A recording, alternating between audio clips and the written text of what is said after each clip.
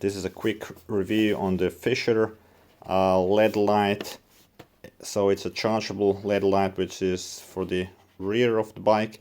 It's supposed to light also down so you can see kind of the area of the bike from different angles. So I thought that's interesting.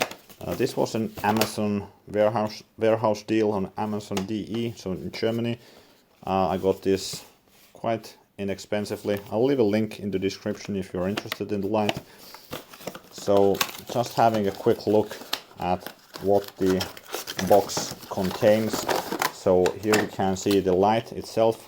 This is going to be strapped on the pole. I'm hoping this rotates somehow.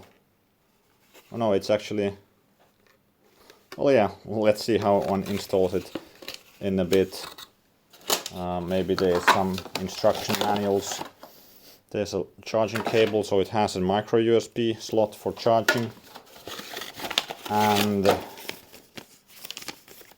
yeah, here are the instructions it came with. So yeah, actually here's the image. So this side goes down. You're supposed to install it on the pole of the seat pole. So I'll get that done and also leave a link to the description for installing the light.